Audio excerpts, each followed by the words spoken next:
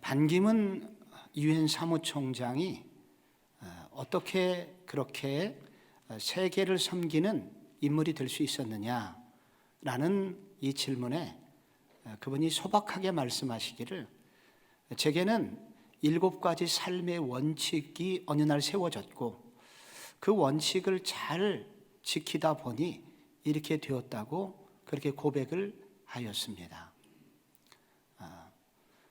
가장 인간적으로 가장 중요한 지혜는 바로 누군가에게 친절을 베푸는 일이다. 그는 친절을 소중히 여겼고, 당신을 비판하는 사람이 있거든 친구로 삼아라. 베푸는 것이 가장 아름다운 것이다. 유머 감각이 최고의 자산이다. 그리고 대화로 승리하는 법을 배워라. 금맥보다 인맥을 소중히 여기라. 세상과 역사의 길이 빛날 리더십이 무엇인지 공부해라. 그래서 이 원칙을 세워놓고 열심히 하다 보니 오늘 여기까지 오게 됐습니다 라고 고백을 했습니다.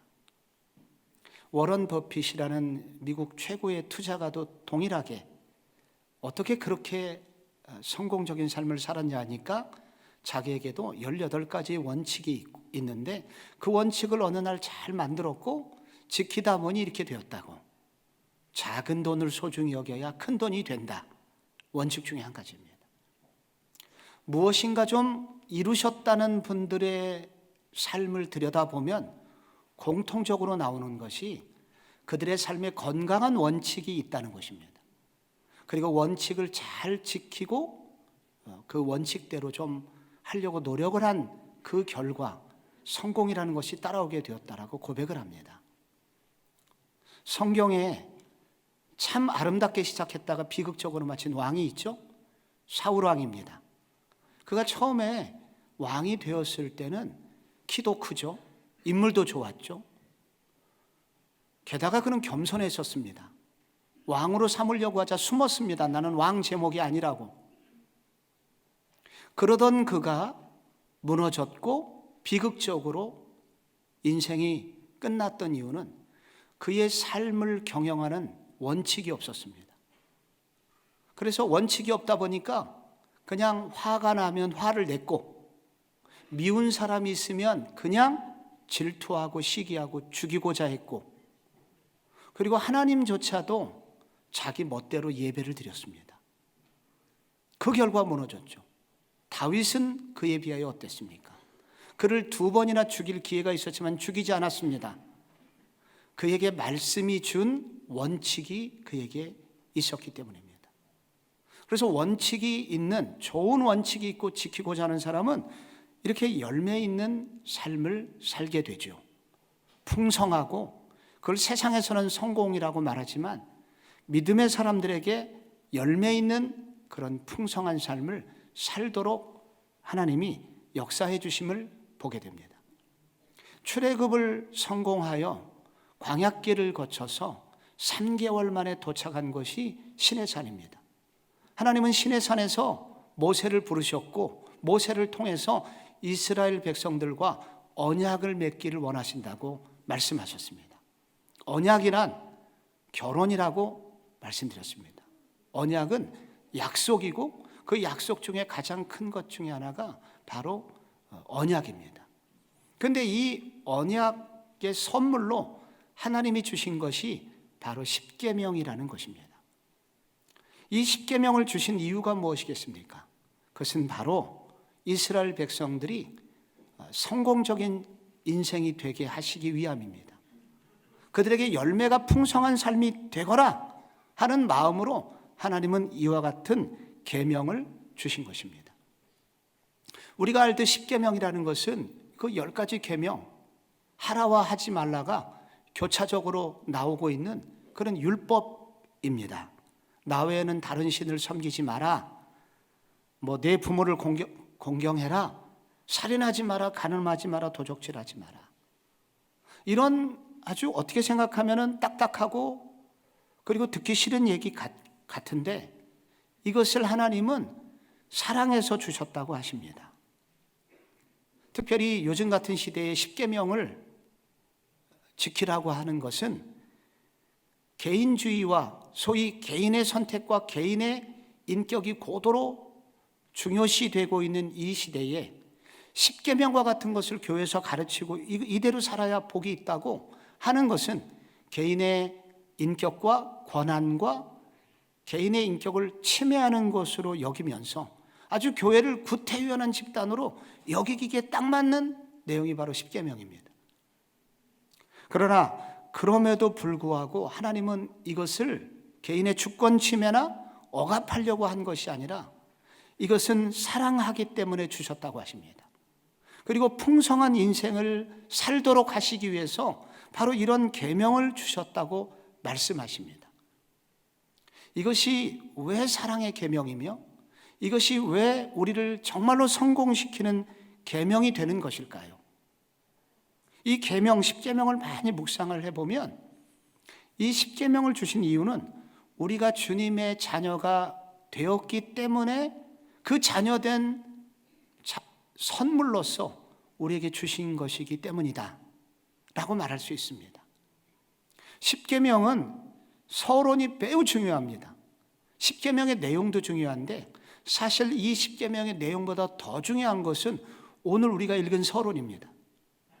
여러분, 이 서론에는 나는 여호와다는 하나님의 자기 선언이 나오시고요, 그 다음에 그 여호와가 하신 일이 나옵니다. 2절에 나는 너를 애굽 땅 종되었던 집에서 인도해낸 내 하나님 여호와니라 하시면서 그들로 지나간 3개월 이전에 무슨 일이 있었는지를 기억하도록 만드십니다. 내가 너희한테 무슨 일을 했는지 좀 기억을 해달라. 그래서 여러분, 지금 다시 한번 정리해 보면 지금 출애굽 백성들이 몇 개월 됐다고 그랬죠? 제가 3개월. 이 계명을 주신 장소가 어디였죠? 그 시내산. 그래서 이 십계명이라고 하는 것은, 율법이라고 하는 것은 이미 구원을 받아서 3개월 지나간 주의 자녀들에게 주신 말씀이라는 것이 참 중요한 것입니다. 그래서 십계명은 구원의 조건으로 주신 것이 아니라 이미 구원을 받은 백성들이 어떻게 더 아름답고 성공적인 삶을 살 수 있는지를 알려주는 삶의 방향이요, 삶의 교훈이요, 삶의 지침이다, 이렇게 말할 수 있습니다. 그래서 십계명의 별명을 신학자들은 이렇게 요약합니다. 십계명은, 소위 율법은 언약 백성의 삶의 테두리다. 이 안에 있을 때 안전하고, 그리고 테두리는 누군가의 공격으로부터 우리를 막아주는 일이죠. 그런 역할을 한다는 거예요. 여러분, 십계명을 보면은 2개의 하라 계명이 있습니다. 안식일을 기억하여 거룩히 지켜라, 하라. 내 부모를 공경하라, 2개의 하라와 나머지 8가지는 하지 마라 라는 부정명령이 거기 들어가 있습니다. 하지 말라가 조금 더 많죠. 왜냐하면 이스라엘 백성들이 이제 갓 자녀가 되었기 때문입니다. 여기 자녀를 키우신 분들 공통적으로 하시는 일이 있습니다. 어렸을 때 자식 키울 때는 하지 말라는 얘기를 많이 하셨다는 겁니다. 뜨거운 데 손대지 마라. 날카로운 칼에 손대지 마라. 너 코드 꼽는 거기에 손 넣지 마라. 이거 다 하지 말라는 거죠. 그 아이들이 하지 말라고 하고 이제 조금 더 크면은 이제 하라가 시작이 됩니다. 이제 공부해라, 밥을 먹어라, 스스로 그렇게 하라고 하는 거죠. 이 모든 이 소위 부정명령과 그 다음에 긍정명령, 이 2가지는 모두 다 내 자식에게 하는 겁니다. 내 자식이기 때문에 관심을 갖고 하지 마라, 하라 하는 것입니다. 이 내가 부모이기 때문에 너한테 이렇게 하는 거야. 여기 자녀가 되었기 때문에 그렇게 우리가 말을 하듯이 하나님이 이렇게 계명을 주신 것은 우리가 하나님의 자녀가 되었기 때문에 주시는 말씀이지, 하나님이 자녀가 아직 안 된 자녀들에게는 이런 계명이 없다는 거예요. 그러므로 이 십계명은 구원받은 백성들에게 주신 말씀입니다. 너는 내 자식이야. 그리고 너는 나의 신부야. 이렇게 선언하시는 것입니다. 그래서 십계명을 잘 지키면 구원받는 게 아닙니다.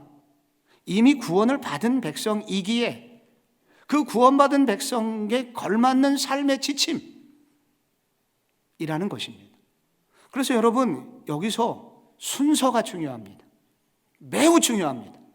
정말 중요합니다. 왜냐하면 순서가 바뀌면 이단이 돼요. 우리가 요즘 새벽마다 갈라디아서를 묵상하지 않습니까? 갈라디아서를 침투한 이단이 유대교라는 이단입니다.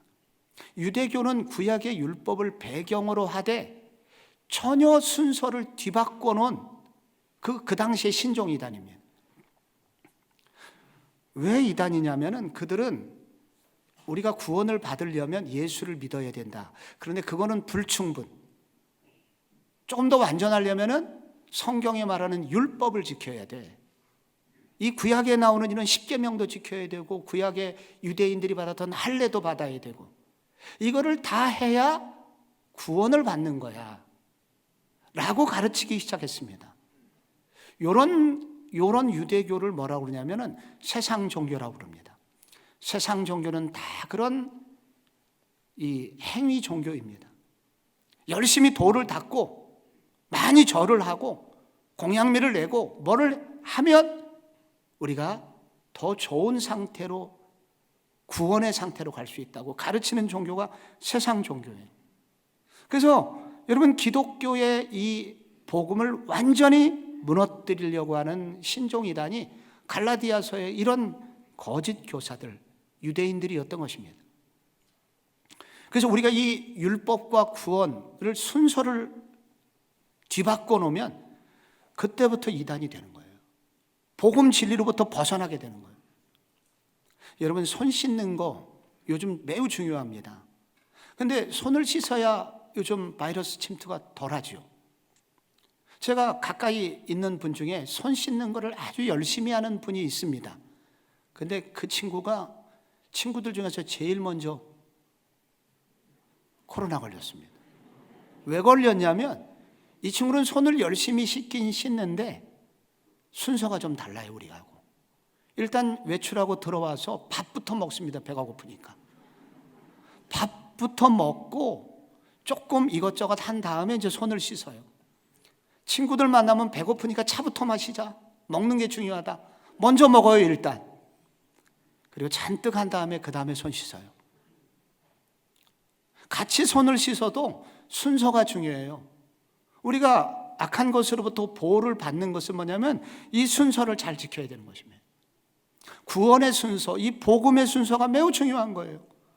이 십계명이라는 거, 성경의 율법이라는 것은 지켜야 구원받는 게 아닙니다.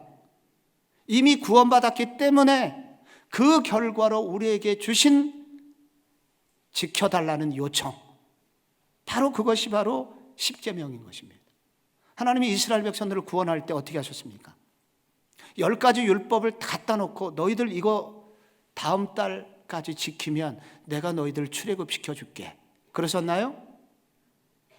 그들이 일방적으로 비참했을 때 벽돌을 굽되 며칠까지 수요를 제시하고 몇 장을 찍어서 올려라. 그런데 집도 주지 않으면서 그 수요는 계속 요구를 했었죠. 그래서 그들이 탄식하고 부르짖고 제발 우리를 살려달라고 할 그때 하나님이 일방적으로 모세를 보내신 겁니다. 그들에게. 그들이 출애굽을 1차 성공했고 그리고 앞에 홍해가 있었을 때 그들이 뭐라고 그랬습니까? 하나님 감사합니다. 도와주십시오. 그렇게 하지 않았습니다. 그들은 왜 우리를 애굽에서 내버려 두지? 애굽에 매장지가 없어서 여기 와서 죽게 만드느냐? 하면서 하나님께 덤볐죠. 뿐입니까? 홍해를 건넜음에도 불구하고 마라의 쓴물 앞에서, 그리고 양식이 떨어졌다고, 물이 없다고 얼마나 불평을 해야 됐습니까? 그들은 구원받을 만한 자격이 있거나 다른 민족보다 더 도덕적이거나 전혀 그렇지 않았습니다. 그런데 그들이 구원받아서 여러분 지금 시내산 앞에 서 있습니다. 왜 그렇게 되었나요?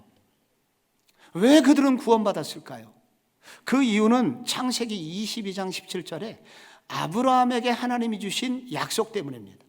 내가 내게 큰 복을 주고 내 씨가 크게 번성하여 하늘의 별과 같고 바닷가의 모래 같으리니 내가 그 씨의 대적의 성문을 차지하리라. 이 말은 사단의 머리를 꺾으시고 온전한 구원을 내 후손에게 베풀어 주시겠다는 약속의 말씀입니다.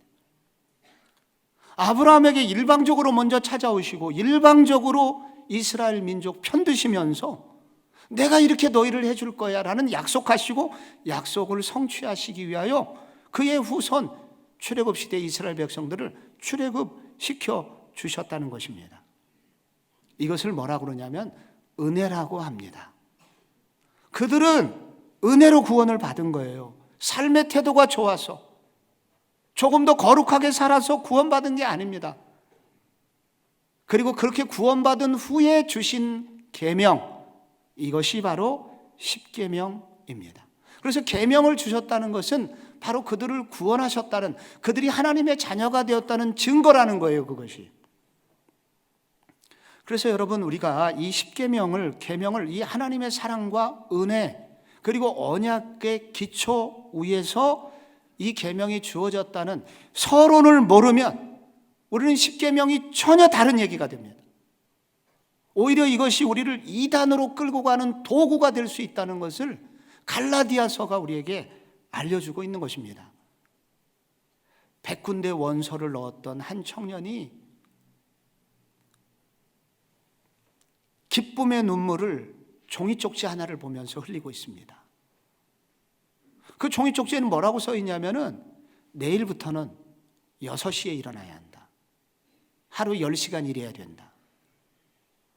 그리고 한 달 내로 책 10권을 읽고 독후감을 써서 누구에게 제출해야 된다. 다 어려운 내용들입니다. 그런데 기쁨의 눈물을 흘리고 있어요. 왜 울겠습니까? 이런 조건은 바로 방금 합격 통지서를 받은 그 회사. 그 회사가 자기에게 요구하는 바로 숙제였습니다. 그래서 이 청년에게 있어서 이런 회사의 규칙, 내규는 자기에게 고통이 아니라 내가 드디어 이 회사원이 되었구나 하는 증거로서 이 규칙이 받아들여졌기에 기쁨의 눈물을 흘리는 것입니다. 우리가 이와 같은 출애굽기 20장 앞에 섰을 때, 이런 십계명을 우리가 앞에 대했을 때, 이 계명을 보고 이렇게 어려운 계명을 우리한테 지키려고 하시나? 혹은 좀 지겹다 하는 것이 아니라, 여러분, 이와 같은 십계명이 우리에게 주어진 것은 내가 하나님의 자녀가 된 것이구나, 내가 하나님의 구원을 받은 그러한 존재가 된 것이구나, 하나님의 은혜 받은 사람이 된 것이구나, 그 결과로 이 계명이 나한테 주어진 것이구나, 이렇게 받아들일 때 이 계명이 옳게 바르게 해석이 되는 것입니다.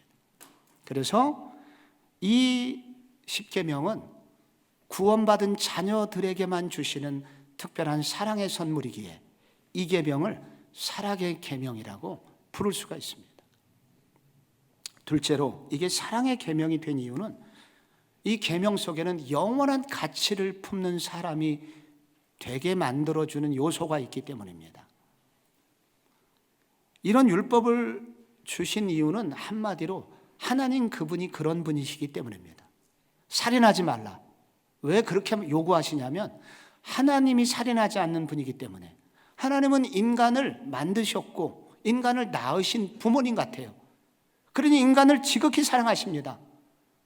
하나님이 그런 분이시기 때문에. 도적질하지 말아라. 하나님 그분 안에 모든 것이 충족되어 계세요. 그래서 누구 것을 뺏을 이유가 없고, 그렇기 때문에 자기를 따르는 자기 백성들은 필요하면 하나님께 달라고 할 것이지 누구 거를 뺏어오지 말아라. 그러니 도둑질하지 마라.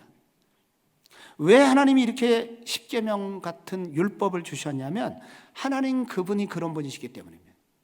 그래서 당신의 자녀들이 하나님을 닮기 원하고 하나님의 성품이 그들 속에 녹아 들어가기를 원하시고 있기 때문이라는 것입니다. 하나님의 성품은 한마디로 거룩입니다. 레위기 11장 45절에 이걸 요약을 하고 있습니다. 나는 너희의 하나님이 되려고 너희를 애굽 땅에서 인도하여 낸 여호와라. 내가 거룩하니 너희도 거룩할지니라. 근데 거룩이라는 단어는 우리가 알고 있는 거룩하고는 조금 다릅니다. 거룩은 깨끗하다는 그런 뜻이 아니라 세상으로부터 구별된 존재가 되라는 의미입니다. 그래서 거룩은 구별되다는 뜻입니다. 이게 성경적 거룩이에요. 하나님은 세상과는 구별된 사람이 되기를 원하셨습니다. 이게 거룩한 사람이 되라는 거예요. 그래서 성경에 보면은 특별히 모세오경에 거룩을 얘기할 때 세상 풍속 따르지 말라는 얘기가 자주 나오거든요. 레위기 18장 3절이 대표적으로요. 너희는 너희가 거주하던 애굽 땅의 풍속을 따르지 말고 내가 너희를 인도할 가나안 땅의 풍속과 규례도 행하지 말고 너희는 내 법도를 따르고 내 규례를 지키고 그대로 행하라. 나는 너희의 하나님 여호와니라. 여기 보는 세상 풍속, 그러니까 세상적인 사고방식, 세계관, 그리고 세상에서 즐기던 것들, 그런 것들로부터 벗어나 세상과는 다른 구별된 삶을 살고자 추구하라. 이것을 거룩이라고 그렇게 말씀합니다. 그런데 하나님이 왜 이렇게 세상과 구별되기를 원하셨을까요? 그것은 세상은 영원하지 않고 세상은 곧 심판을 받을 대상이기 때문입니다. 그래서 망할 수밖에 없어요. 실제로 이스라엘이 들어갔던 그 가나안 땅은 원래 가나안 원주민이 살았잖아요. 그런데 그 가나안 원주민이 여호수아의 군대에서 다 망하고 쫓겨났습니다. 그런데 이유를 레위기 18장에 말하고 있습니다. 그 땅이 음란했기 때문에. 소위 구별된 백성과 반대되는 소위 세상적인 그런 하나님이 기뻐하지 않는 많은 악한 일들이 가득 찼기 때문에 하나님은 그 땅을 심판하셨고 여호수아의 그의 그런 후손들에게 그 땅을 주셨다고 말씀하고 있습니다. 그래서 우리가 왜 거룩해야 되느냐? 그것은 하나님의 성품을 닮는 일이기 때문에. 왜 우리가 하나님의 성품을 닮아야 되느냐? 그것은 영원한 생명을 가져다 주는 일이기 때문에.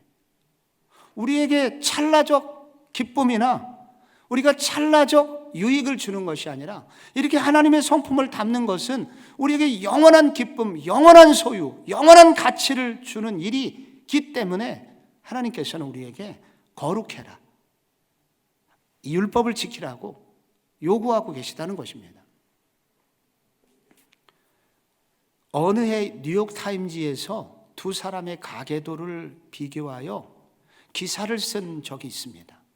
조나단 에드워드라는 청교도인과 동시대인 맥스 주크라는 사람을 비교해서 이렇게 이제 신문 기사를 썼는데, 이것이 저는 반드시 이렇게 건강해 보이지는 않는 기사라고 저는 개인적으로 생각합니다. 그런데 이 기사에서 맨 마지막 부분 때문에 저는 이 예화를 좀 우리 성도님들이 다시 한번 기억하기를 저는 원합니다. 이 조나단 에드워드는 정말 신실한 하나님의 백성이었고 그의 아내도 또한 신실한 자매였습니다. 결혼했고 그리고 둘은 우리가 자녀를 낳고 우리가 가정을 이루면 이런 가정을 이룹시다. 이렇게 서로 이제 원칙을 만들고 그래서 삶을 살게 된 거예요. 근데 맥스 주크라는 사람은 자기도 신앙생활을 하지 않았을 뿐만 아니라 그 여자분은 방탕한 여자분이었습니다. 그런데 세월이 흘렀고 약 200년이 흐르고 나서 250여 년이 흐르고 나서 이제 이 가계도가 나온 거예요. 조나단 에드워드의 가정을 조사해 보니까 대학 총장 출신이 12명, 교수 75명, 의사 60명, 목사 선교사 100명, 군장교 75명, 저술가 80명, 변호사 100명, 판사 30명, 공무원 80명, 상원의원 4명과 부통령 1명을 이 670명 후손들이 대부분 이렇게 성공적인 삶을 살았더라.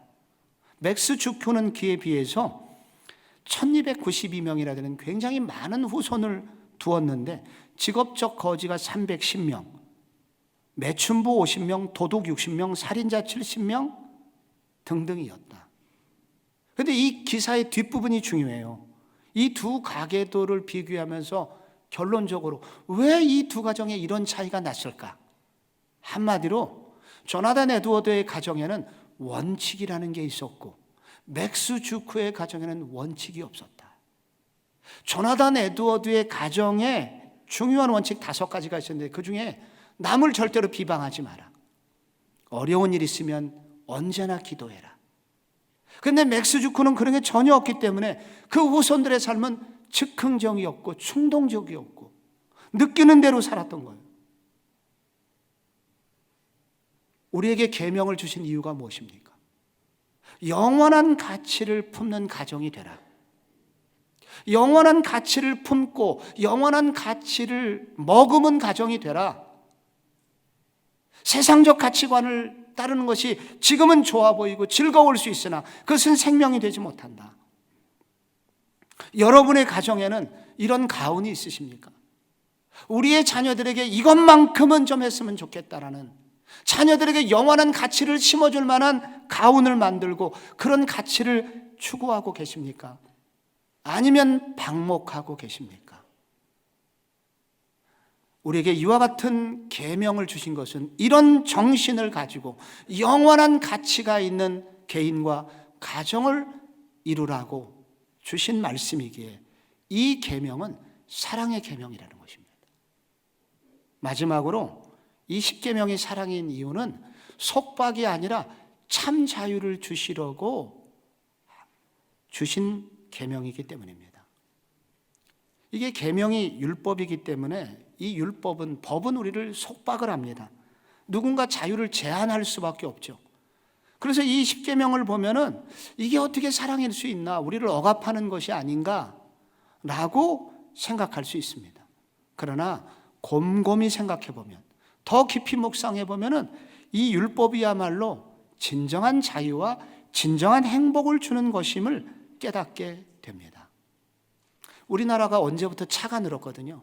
1960년대, 70년대 지나면서 우리나라의 차가 이제 늘기 시작했습니다. 그 전에는 교통신호라는 게 별로 없었어요. 그런데 차가 늘어나면서 이제 신호등이 많아지고, 그리고 곳곳에 신호체계라는 것이 생기게 되었습니다. 교통신호는 간단하게 요약하면 2가지죠. 가지 마라, 서라 라는 정지 신호가 있습니다. 그러나 그것만 있는 건 아닙니다. 가라는 그런 신호가 있죠. 출발의 신호가 있습니다. 답답한 멈춤만 있는 게 아니라 이렇게 가는 신호가 있다는 거죠. 그런데 왜 그런 신호가 필요합니까? 그래야 우리 모두 살기 때문에. 이 교통신호를 잘 지킬 때 우리 모두 안전하고 나도 안전하기 때문입니다. 요즘 음주운전이 사회 문제가 돼서 얼마 전에 음주운전을 하는 사람 얼마나 처벌하면 좋을까요? 어떤 기자가 글을 써서 그 밑에 댓글을 보니까 많은 사람들이 사형시켜야 된다. 그렇게 무서운 얘기를 했더라고요. 야, 음주운전했다고 사형까지 받아야 되나?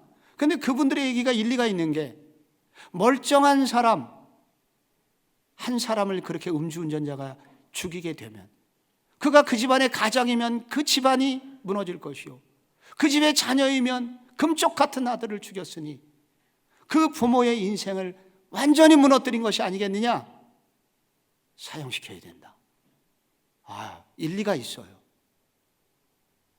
우리가 교통신호를 안 지키면, 이게 자유롭게 내 마음대로 운전을 하면 나도 죽고 남도 죽여서 우리 모두를 슬픔에 빠뜨리게 되는 거죠. 이것은 결코 자유가 아닙니다. 이거를 방종이라고 합니다. 결코 행복할 수 없습니다. 불행할 수밖에 없습니다.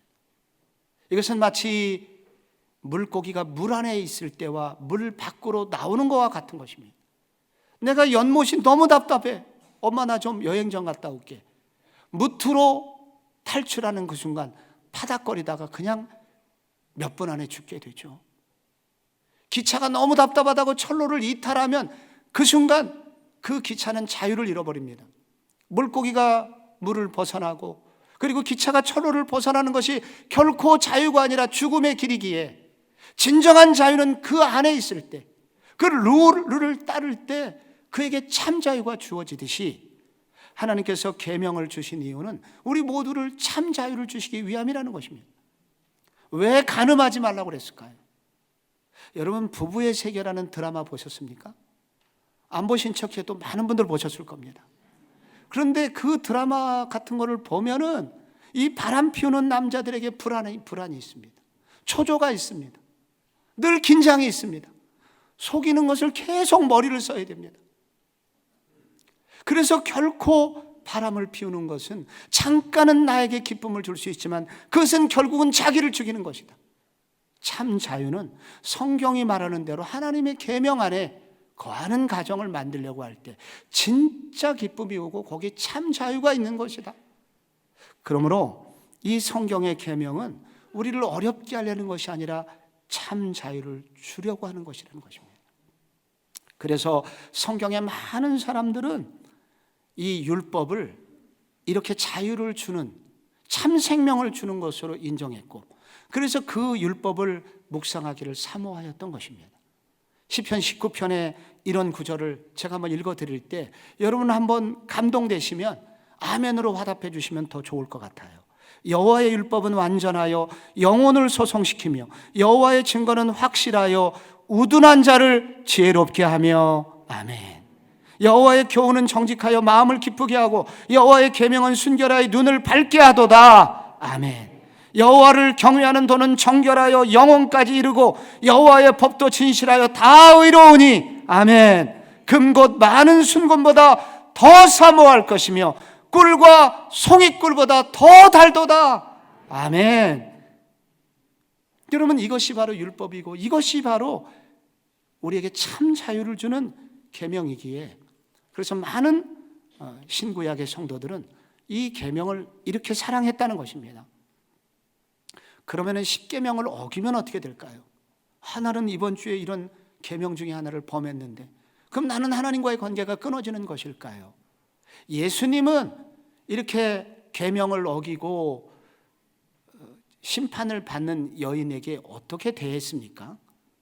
어느 날 바리새인들이 간음하다가 현장에서 잡힌 여인을 성전으로 끌고 왔고 예수님께 물었죠. 모세의 율법에는 돌로 쳐서 죽이라고 그랬는데 당신은 이 여인을 어떻게 할 것입니까? 예수님이 바닥에 뭘 쓰셨죠. 그리고 말씀하시기를 죄 없는 자가 저 여인을 돌로 쳐라. 그래서 양심의 가책을 느껴가지고 뿔뿔이 흩어졌고 나도 너를 정죄하지 않으니 가라. 그래서 이 여인이 가게 되죠. 그런데 문제가 있습니다.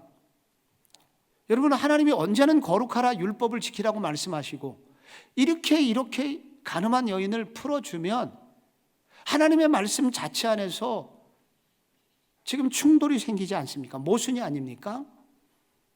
그리고 계속 이렇게 용서를 해주면 이 사회가 어떻게 되겠어요?